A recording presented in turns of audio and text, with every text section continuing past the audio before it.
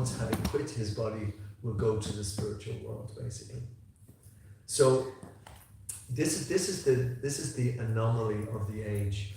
Although in Krishna consciousness we know this, we know that we are going to leave our bodies and we're going to go somewhere.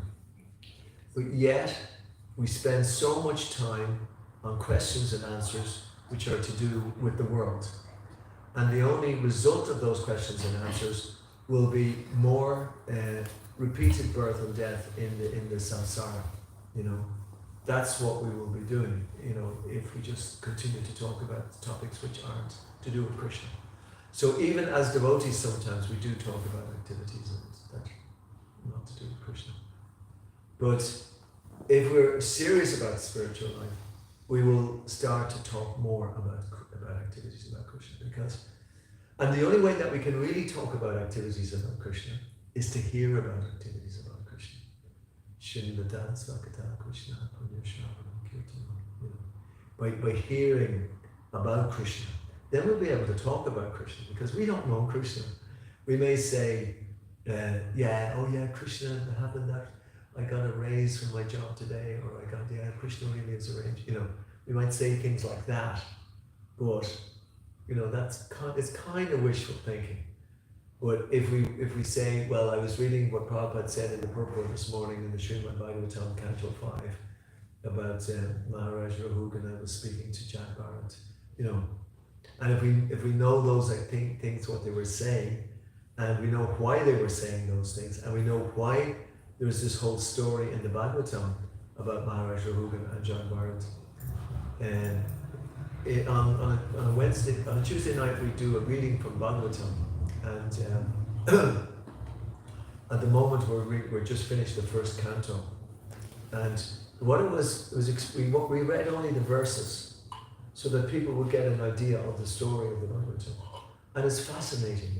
It's for instance, all the sages are gathered there at the time,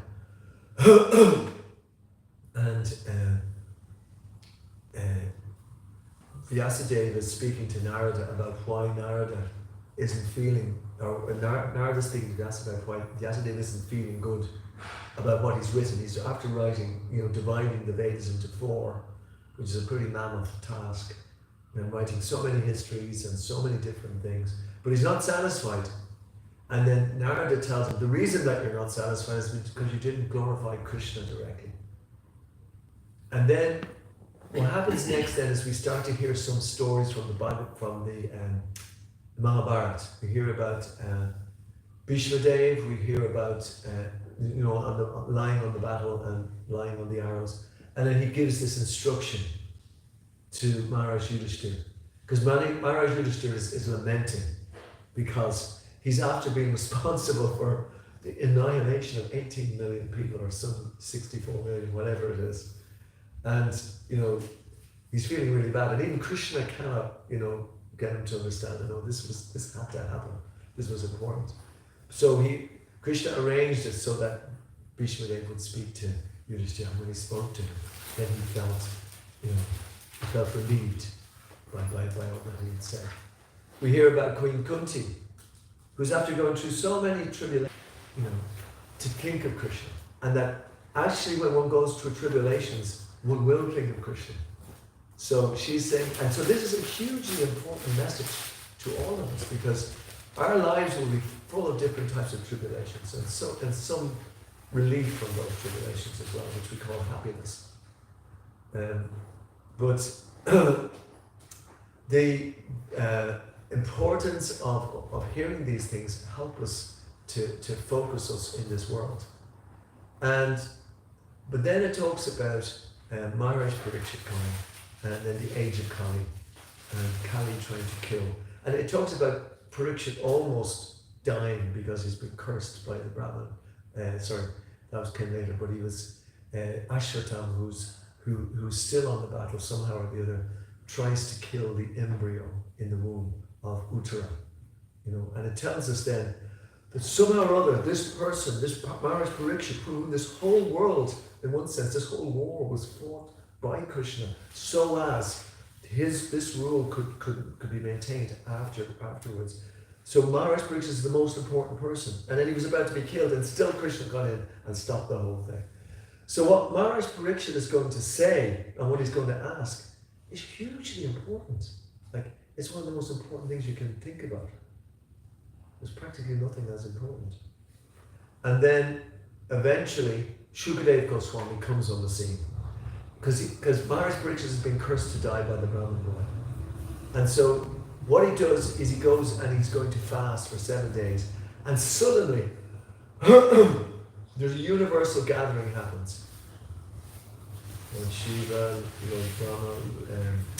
Brahma, Narada Muni, all the great sages, Asita, Devala, Vishwamitra, all the great sages in the universe all come and they want to hear what's going to happen. And suddenly Shukadeva Goswami appears on the scene.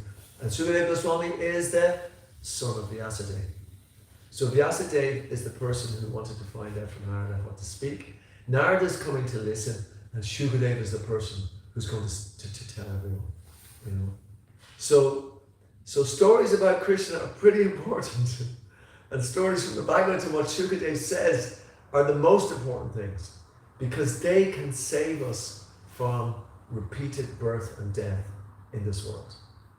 So this is the difference from hearing mundane subject matters and hearing about the pastimes of Krishna. And it's not just then that we just hear a story and then we remember the story. When we're talking about hearing, we actually enter into the story. It's like Shukadeva Goswami reappears. He's coming again in our consciousness, as is Maharaj Parikshit. That king who left this world many thousands of years ago, suddenly is there again, because these stories are eternal. And they're the greatest nourishment for the soul to come out. Because the soul is wandering around in the streets of Dublin when it's blanket raining, dark, depressing, you know. The soul is going through the motions in this place, the most uninspiring place, except of course in the temple. And then these persons are there instead to give nourishment for the soul. So the soul actually can revitalize itself, and therefore it can regain its eternal nature, and therefore it can not remain here in this world at the point of death. And it's a guarantee, and all of these instructions are there for that reason, so that the soul can refine itself. So Utsaha Nischaya Daryat Tatat Karma Pravartana Samgatyagat Satogate Sadvir Bhakti Prasidati.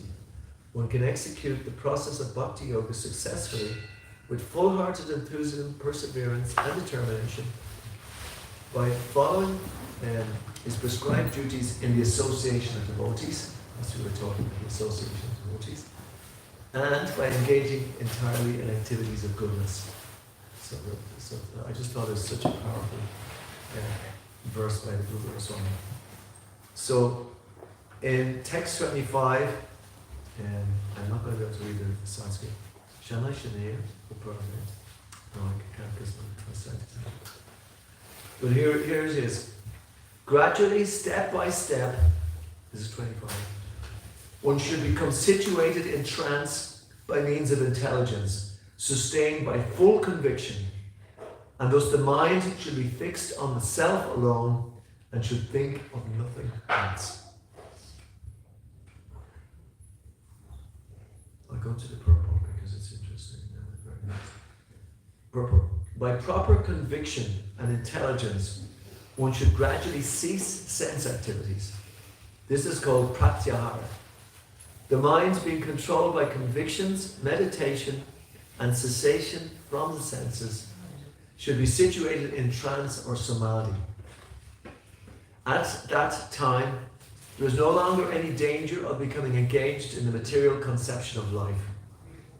In other words, although one is involved with matter, as long as the material body exists, one should not think about sense gratification.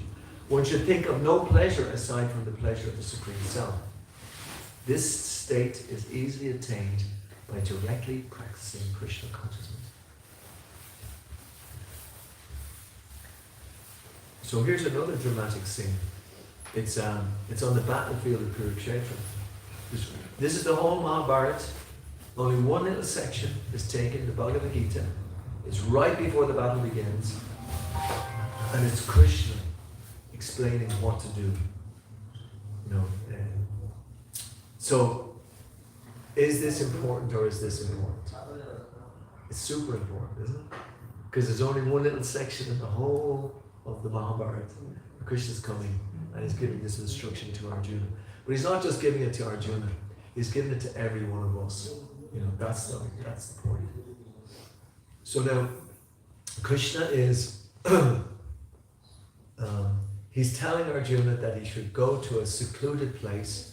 He should lay kusha grass on the ground. He should meditate on the self within, and should raise the consciousness all through the chakras up to a point at the top of the head.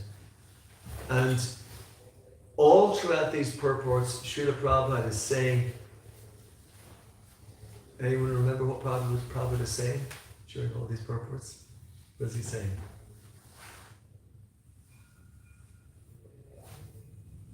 Have a guess.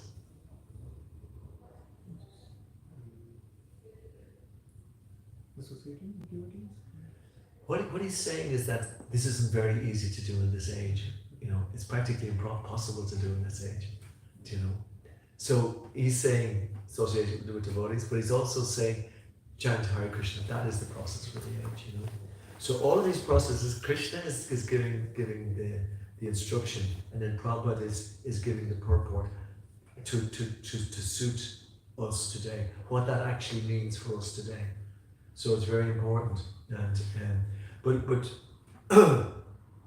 But if you examine what Krishna is saying, just this is what he's saying. Gradually, step by step, one should become situated in trance. So is everybody here in trance? Step by step? Not so easy to do. And then he says, and by means of intelligence sustained by full conviction. Anybody have an idea what that full conviction is? What does he mean by full conviction? Full conviction in what? Strong feeling. Strong? Strong commitment. Commitment, yeah. In what though? Like we are not this body, we are this body. Yeah, that's good, but there's something even stronger that he's talking about here. What's the strong commitment? Listening to the intelligence. Listening to intelligence, not the mind. Yeah, but even stronger again.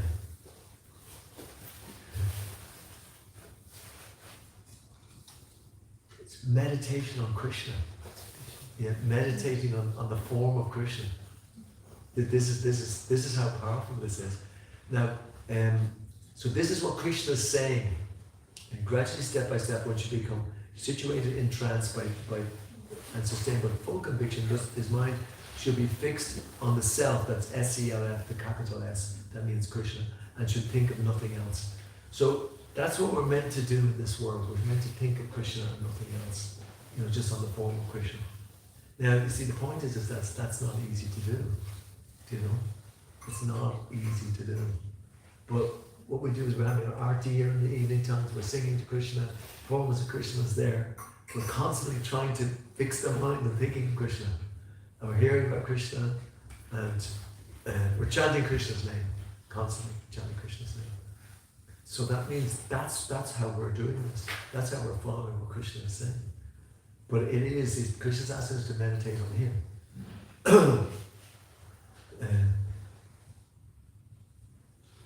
Then we talk about the mind, yeah.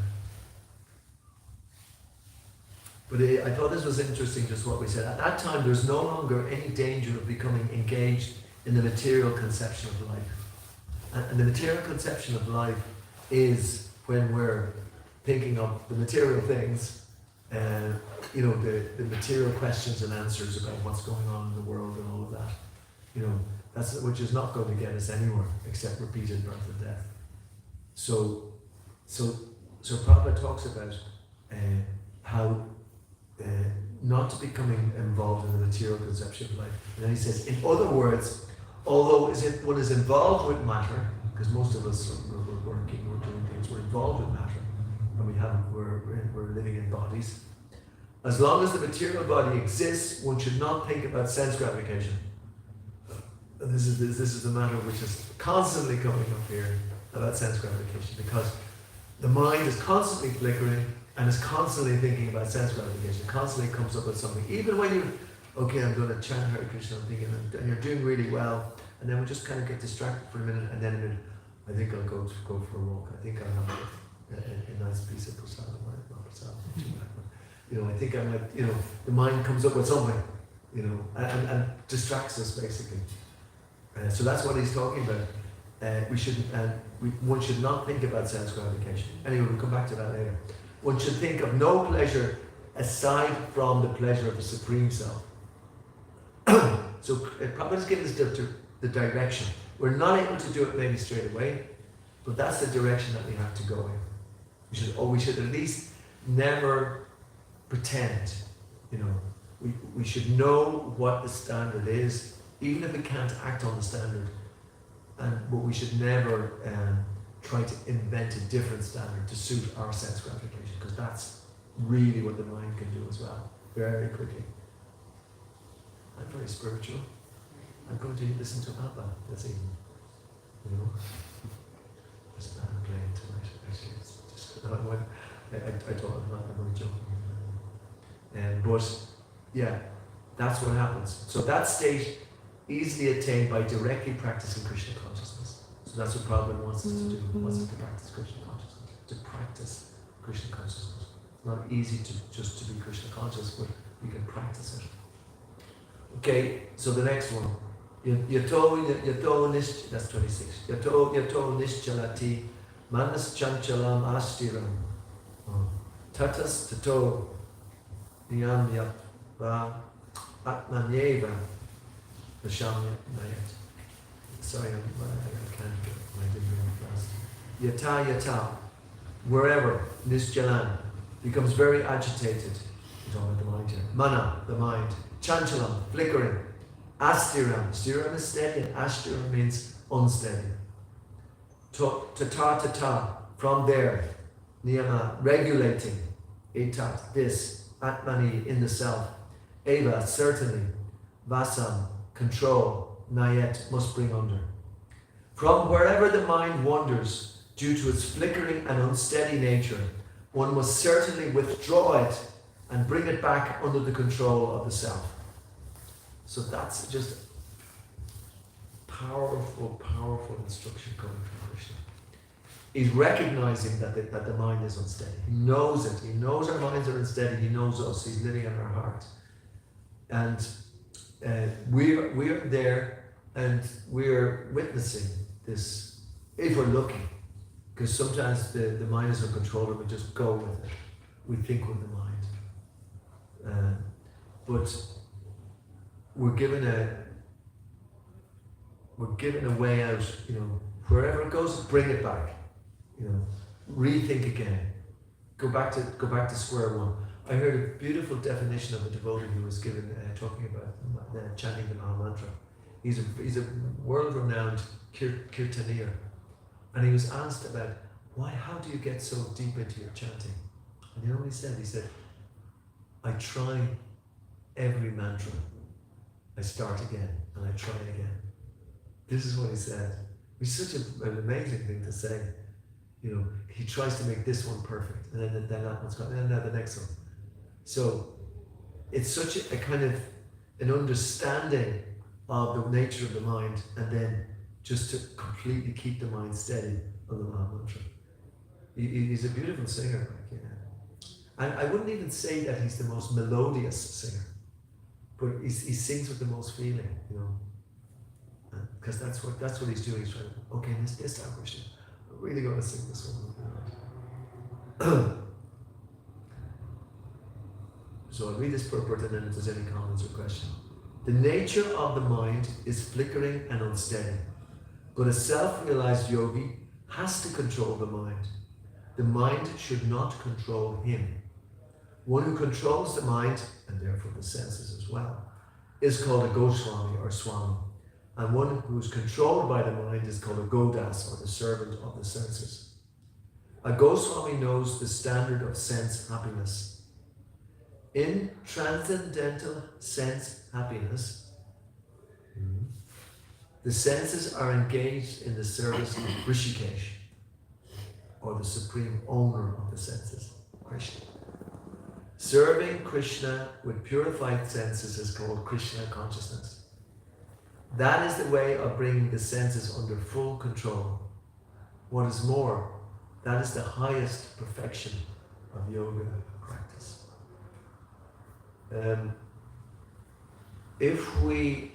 I've been thinking about this more and more. If we close our eyes and we hear our breath, we can actually start to see that I don't own these lungs that are breathing. I don't own this air that is going into my lungs.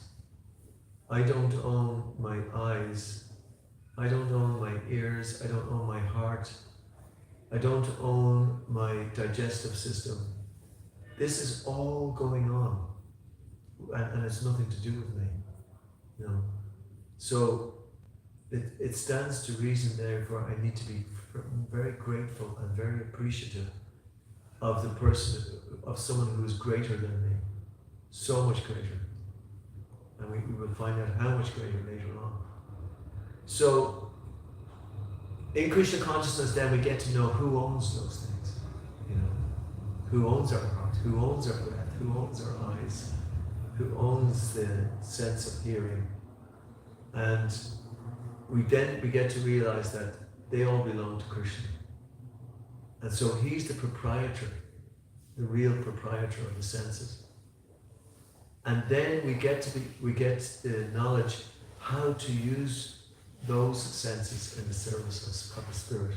And it says that is the real real sense happiness. That's real happiness in this world. You know that there isn't the happiness that we're being forced to try to work on by the mind. The mind is telling us do this, you'll be happy, and that's not the standard of happiness at all. But the standard of happiness is to know all of these senses belong to God. They don't belong to me, and therefore I should use them to please God. So it becomes very clear then how we should act, and that's what Prabhupada calls Krishna consciousness. That's why he's always talking about International Society for Krishna Consciousness. And I think if you enumerated the number of times in his lectures where he says, this is Krishna consciousness, he gives a little dialogue, a little description of something, and he says, this is Krishna consciousness, this is Krishna consciousness. He's constantly pointing out what Krishna consciousness is in all his lectures.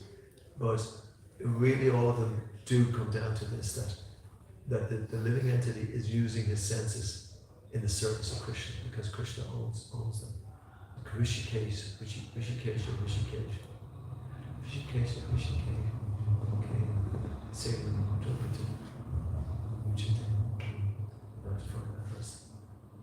But that's what a Goswami is. He knows the standard of sense happiness. And in transcendental sense happiness, the senses are engaged in the service of Krishna, of Rishikesh, the supreme owner of the senses, Krishna. So wouldn't that be great to know how to do that, wouldn't it? Imagine if we knew how to engage our senses in the service of Krishna, instead of just using them to satisfy ourselves. Like it's, in general, and I don't put myself in that category as well, we become so used to just, it's like just some little satisfaction we're looking for from the senses. Oh, I just want that, oh, I just got this, if I can just have that. Some mental sense gratification. But the Goswami is constantly thinking of how these senses can be used in the service of Krishna. It's the art of Krishna consciousness. That's a powerful art. Is there any comments, any questions? Anyone likes to ask anything?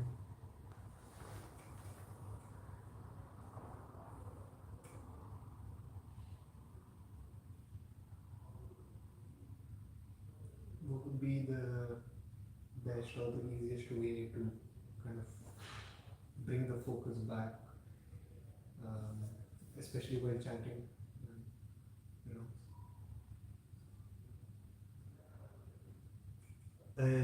I think it's a practice, but I think you need to be really determined. You know, really determined, and to get that determination, we pray to Lord Nityananda and Lord Balaram that they have the strength like that. So we pray to them for help. And then our conviction becomes stronger, you know, and our determination becomes stronger. It's like you have to be super quick, because the senses will just go this way, that way, whatever.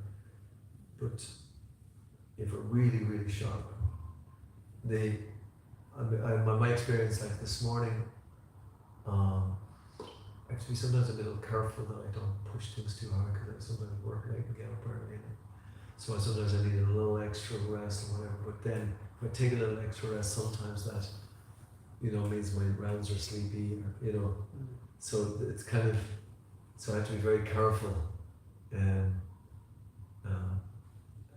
But if I can take rest fairly early the night before, and I have a very good focus that, why am I getting up in the morning? Because what's ahead of me? Now, if you think, oh God, I've got to check my rounds going on, 16 rounds, it's going to take ages, Yeah, you're going to say, you get up at 7, and you get up at 7:30, and 8, and you won't chant your rounds. So I think you have to really schedule in the night before that, don't eat too much, that you're going to kind of be, that's a starter. It's an important starter though. And then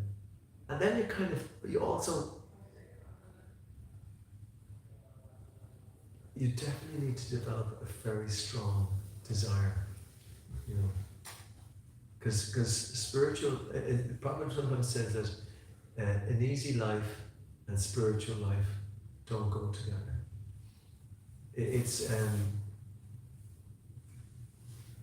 You have to be very determined, and your conviction has to grow. And it basically grows from getting some experience as well. When you get an experience of, this is working, that really helps. Your own realization. And the more that you can get that, I think that will help.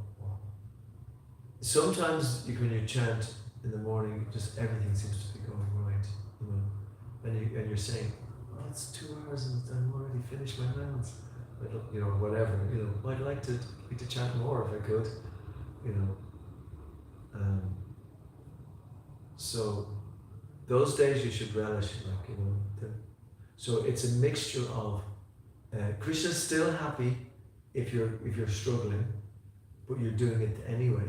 He's struggling because he knows you're making the endeavor.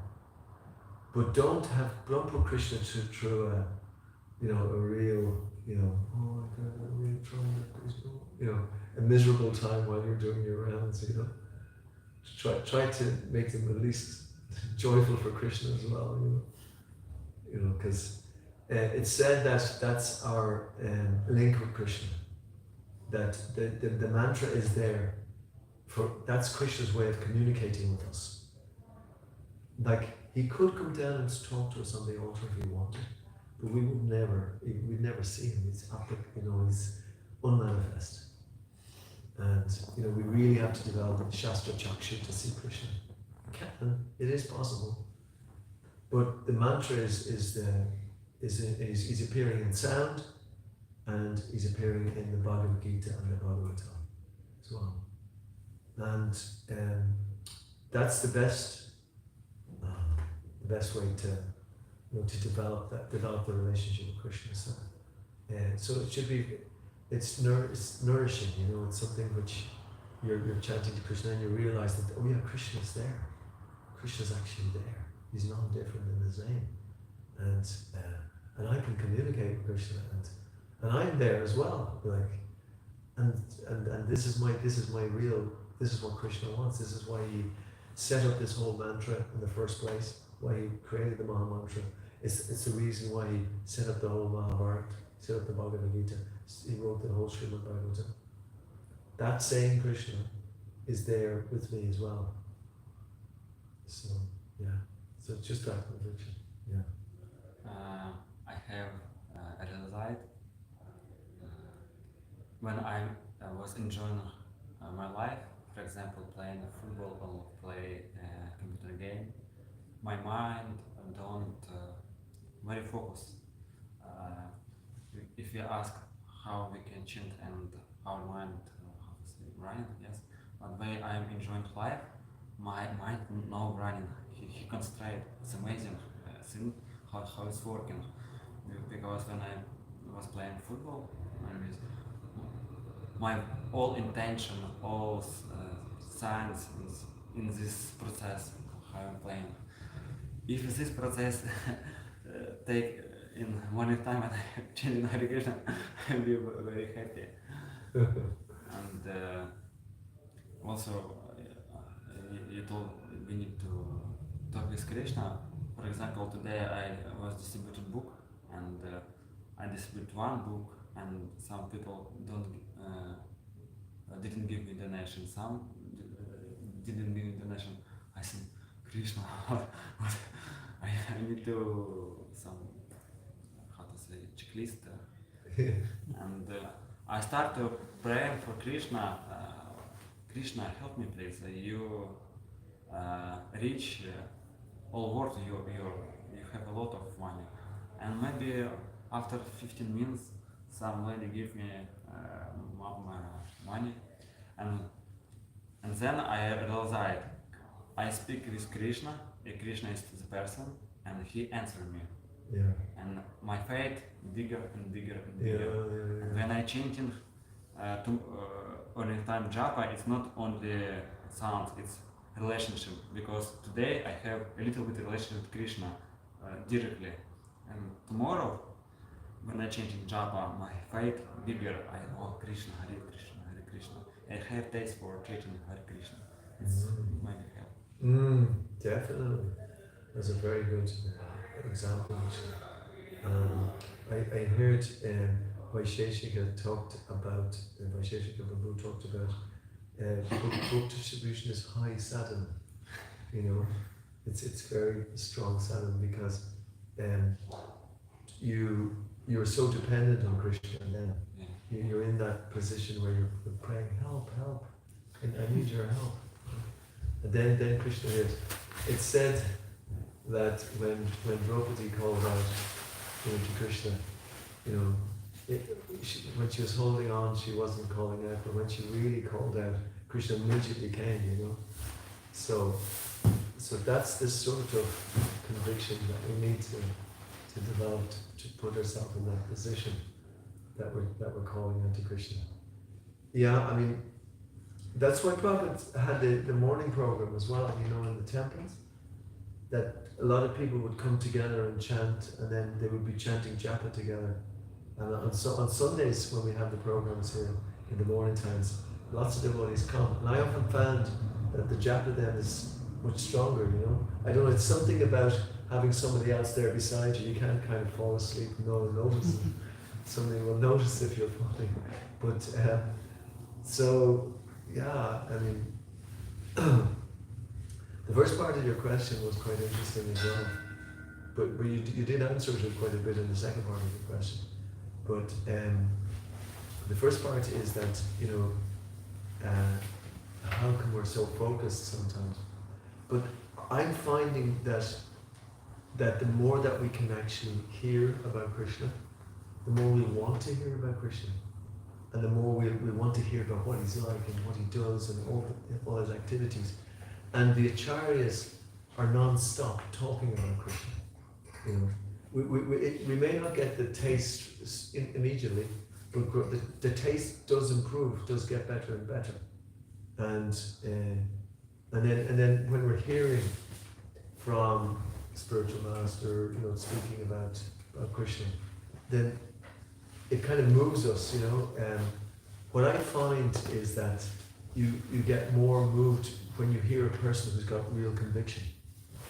Your conviction then suddenly comes into play. Right? But whereas if you're on your own, you're not listening, it's, the mind is kind of playing a very low energy tune. But if we can self-motivate, that's why it's not an easy process. It is easy in a sense. It's a simple process, but it really takes determination. And I've often given this example that, for someone to be a medical surgeon, for instance, it takes them 16, 17 years or whatever to become an expert at that. So much more important, and they're just dealing with the material body. What about the person who made that material body? We're trying to get to know that, all about that person. So it'll take a long time. It'll take longer, or it does not necessarily take longer, but it needs a lot of conviction. You need more conviction than the person who's studying in the college to become a surgeon. You need more determination. Like for instance, the marathon and Olympic champion, I don't know who runs it in 2 hours and so many minutes, or I don't know what it is these days. But he has to train every day, so that he can win the marathon. This is more, in one sense, it's more difficult, inverted commas, than winning a marathon. And many people win an Olympic marathon, 25 in a century maybe. Only 25 people out of billions. But actually, it takes more determination to contact the source of all of this. So I'm just saying that we can't take it easy. We can take it easy, but we won't get the results.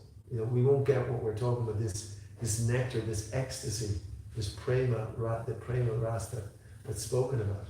We won't even get anywhere near it, But if we really put our determined effort in, Krishna can also bring us along, further along, So that's a very good question and a very good comment as well. Is there anything else? Okay. Anyone else? I'm still thinking how it's working, because when I want to enjoy life, I concentrate very easy. I suppose, it'll take a while to change your opinion. Yeah. I got it, thank you. Yeah, no, but experiencing a higher taste, definitely.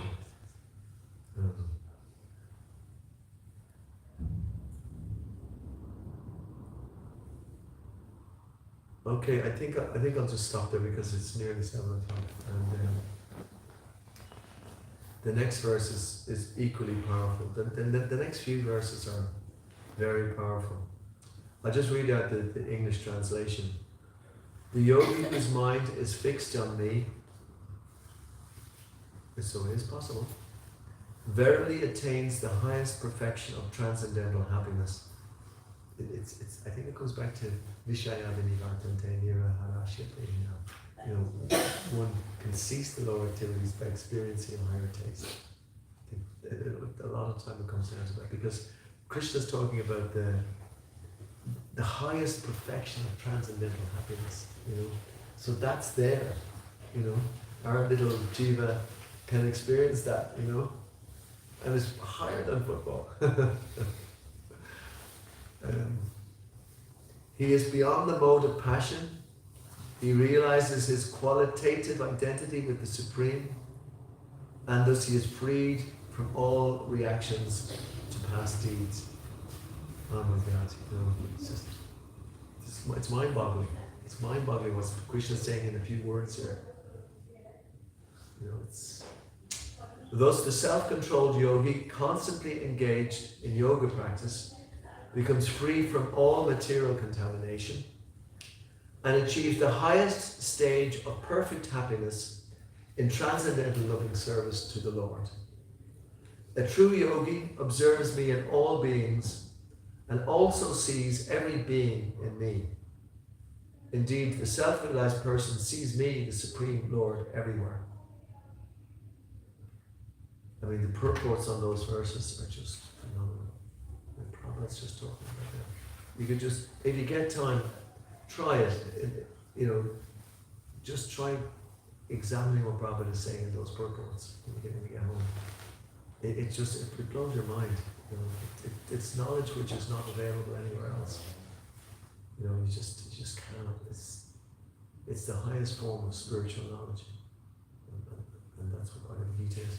And then the famous verse at the end: "For one who sees me everywhere and sees everything in me, I am never lost, nor is he ever lost to me." Srimad Bhagavad Gita ki jai, Shri Prabhupada ki.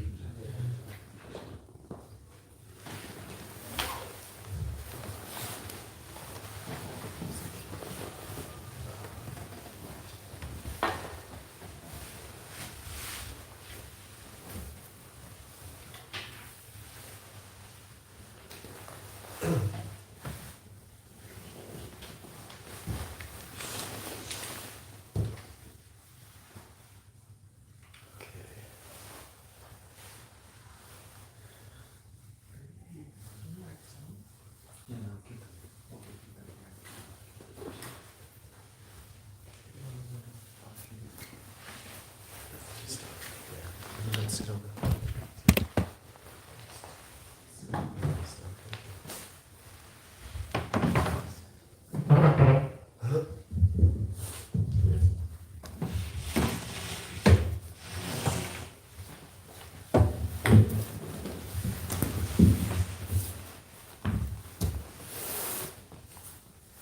thanks for coming, Prabhuji.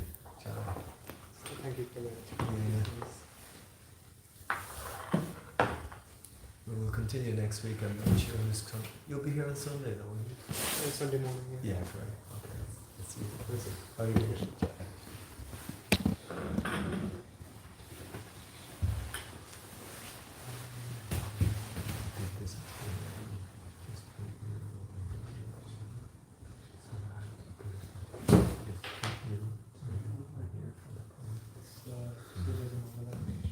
I need to go. No, I'm just saying it's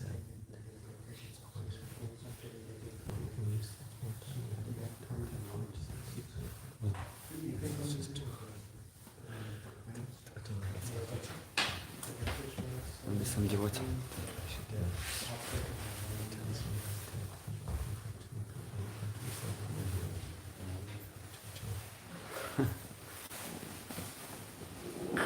Sit down, please.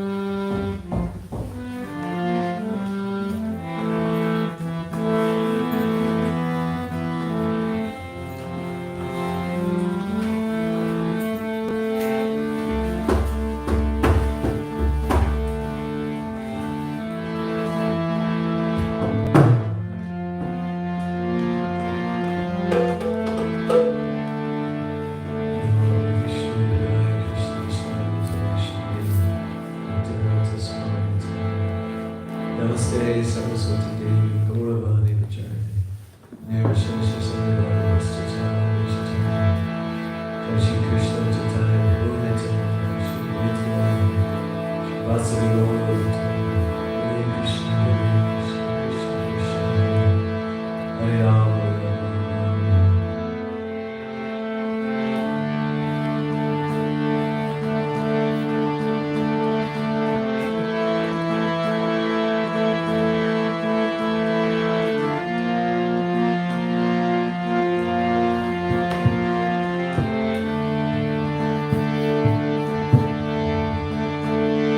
Hare Krishna,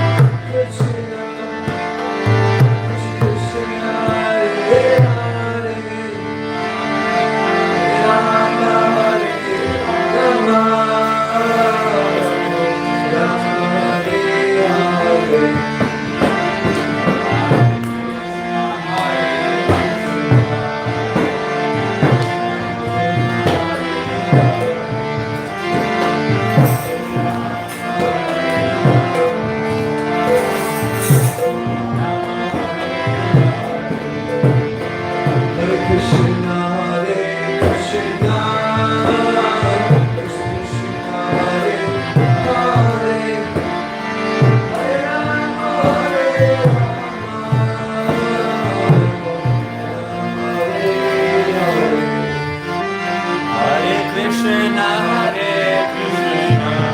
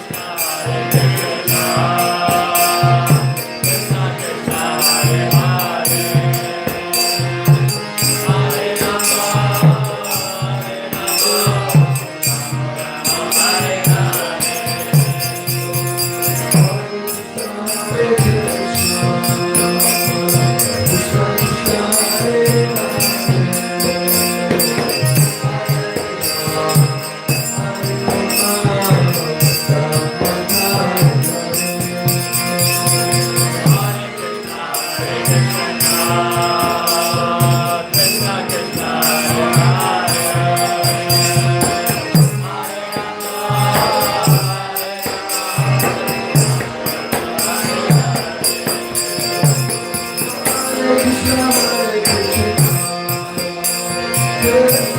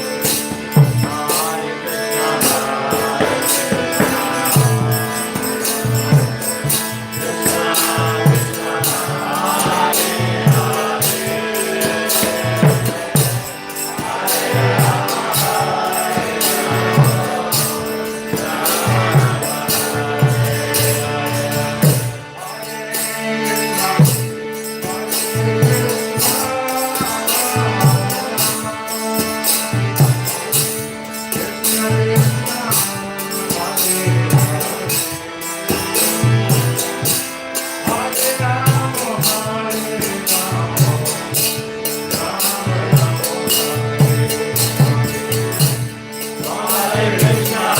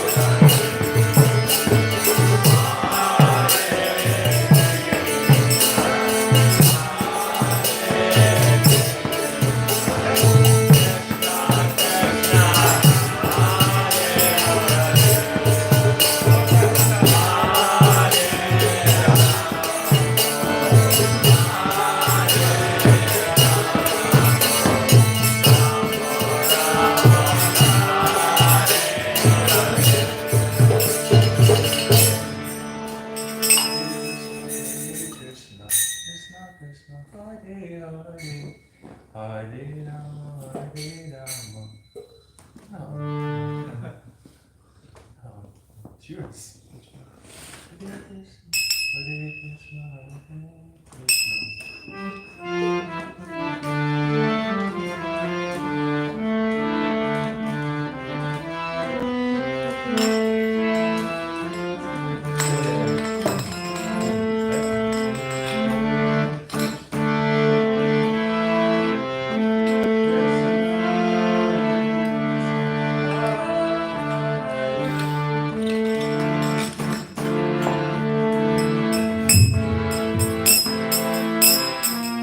Yeah.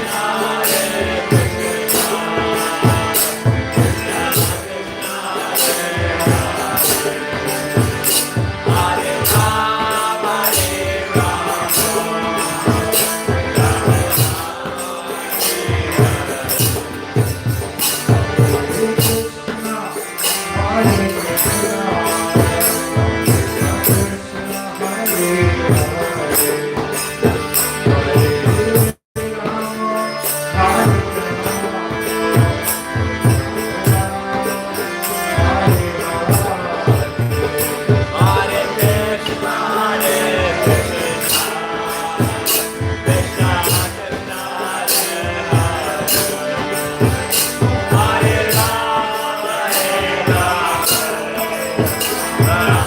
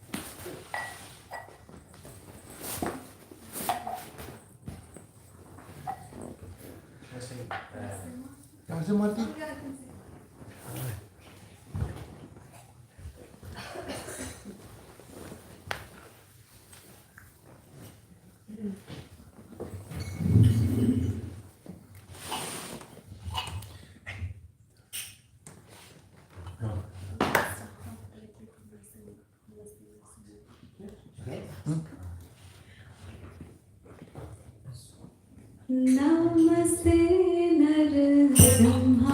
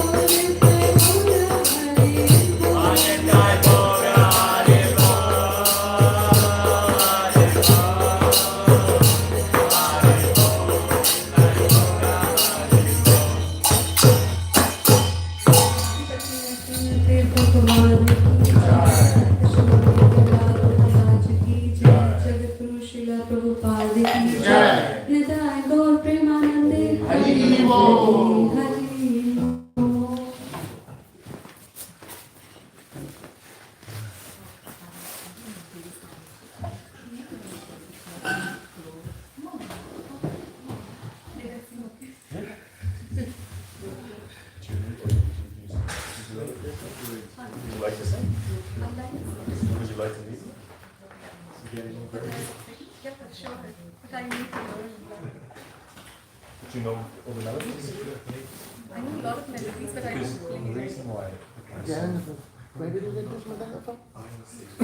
Is it, did you bring this? No. Because it's brand new, it's like, it's really good. It's good, yeah. Yeah, it's like you'd have to sound ask. quality and everything. You'd have to ask Kosha. Oh, okay. The reason why I sing for him is